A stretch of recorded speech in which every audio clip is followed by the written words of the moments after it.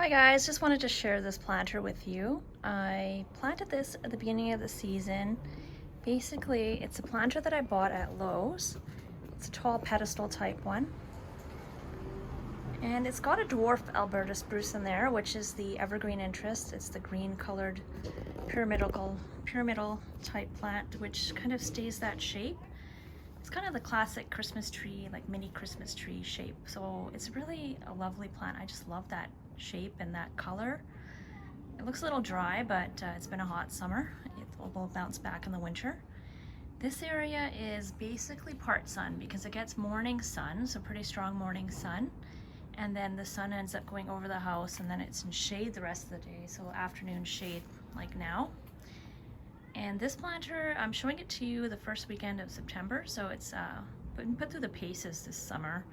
You know, it only gets water when I remember to water it. Hose is right next to it, but still doesn't get enough water probably. Haven't fertilized it at all season. Unfortunately, just haven't had the time, but have been really impressed with the performance of this planter. So inside this planter, I've got a trailing plant in the back. You can kind of see it here. I think it's a helichrysum or a licorice plant. And right now it's tucked in the back there, but it's trailing all the way to the ground and I haven't trimmed it once. In the front, this is ageratum or floss flower.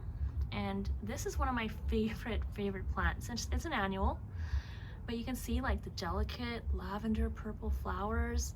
I haven't deadheaded this once all summer and there's still actually buds coming. And just look at that texture. Like it's just such an unusual flower.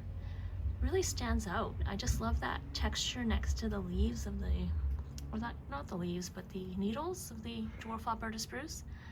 Just that contrast, the color contrast, just such amazing color. Just love that plant, that floss flower or ageratum. Would definitely gonna repeat that flower in the future. Now next, I did put a, I think it's a supertunia. It's called Bermuda Beach. So it's a different shade. It's a more intense shade than the supertunia bubblegum. And it's kind of trailing here. I probably haven't taken the best care of it. Should have fertilized it more and trimmed it more, but you know, not enough time. But I am still happy with how it looks because I actually like that trailing habit. Kind of covers the planter a bit, adds that pop of color. It's just such a nice, I actually think I like this color pink better than the bubblegum. Just such a nice soft pink, but really complements that floss flower, complements it so well. Next plant. This one is a lobelia. I believe it's called Laguna Beach or Laguna Sky Blue. It is just the most amazing color because it's so hard to find blue in the horticultural world. As we know, blue, they usually consider purple to be blue, but you know, let's face it, this is like more of an actual blue, like a sky blue. So I find it really hard to find blue flowers, and this one, it's like a true blue. Like, I don't know if you'd call that periwinkle or sky blue. It's got like kind of a purple undertone, but you can see next to the ageratum or floss flower, the difference between the purple and the blue, that it's actually a blue. And I think it complements that Bermuda Beach pinks just so nicely, just these soft colors. And the licorice plant down there, that one is just also like a nice soft color. It's more of a blue-gray texture color that contrasts that dwarf Alberta spruce, so two different shades there. On the back, I just popped in this impatiens, which I probably didn't need to do. It is probably overplanted, this planter, to be honest. And it was really hard to actually put these plants in because the roots are so vigorous from that dwarf Alberta spruce that's been in there for a few years. I couldn't resist popping in this bright splash of color. I don't even think the camera does this impatiens justice because it is like so vibrant. It's like almost neon. It's like an electric pink, magenta, or like fuchsia maybe color.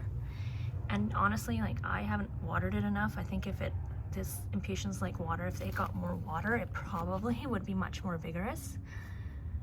But still, I can't complain. I just think it's gorgeous. Like as soon as you step out the front door, like you see this planter, and that's the first thing that grabs your attention is that bright pop of pink.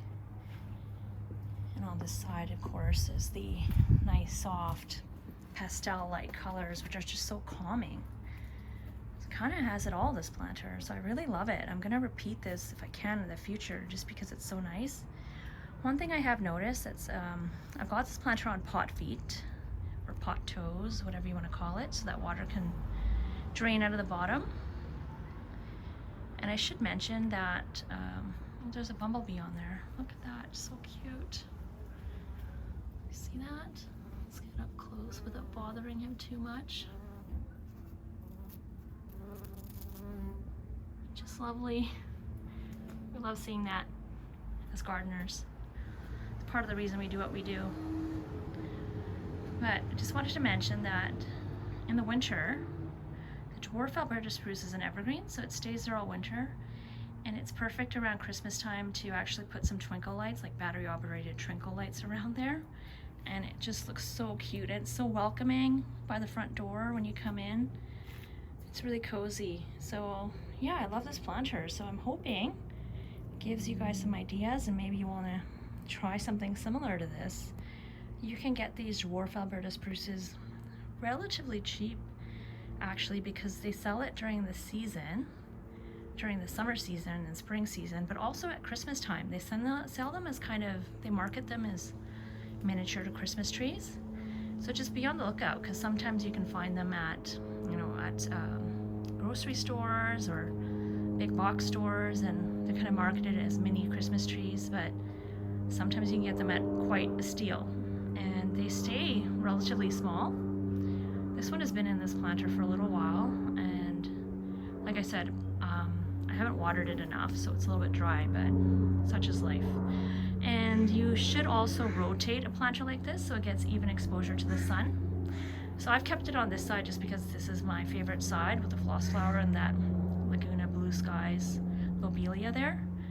I just like those colors the best, so I've always kind of faced it that way. But if you want even sun exposure, so your dwarf Alberta spruce kind of grows in an even manner, you probably do want to rotate it a little bit more. Do a quarter turn or a half turn every like month or so. So I probably will do that, but at some point. And this plant does need a little bit of a trim, but you know, I haven't trimmed it all season, and it's looking that good, which I'm very impressed by. So you know, you can see like this part down here, I can probably cut that off and it'll regrow. But considering it's the first weekend of September and it looks this good still, I'm happy. You know, I don't need a perfect planter, but I don't have time to take care of it like a professional with fertilizing and watering regularly, unfortunately. But you know, for the amount of effort I've put into this plant, very impressed. Very impressed with the outcome, and just enjoy the colors so much. So I hope this has given you some ideas on some pots to put by the front door that, you know, you can add pops of color with annuals and have evergreen interest during the winter. All right, so if you have any questions, let me know in the comments. If you've done something similar, I'd love to hear about it. And if you love floss flower and lobelia as much as I do, I think the combination is just amazing. So try it, see how it goes. Thanks so much.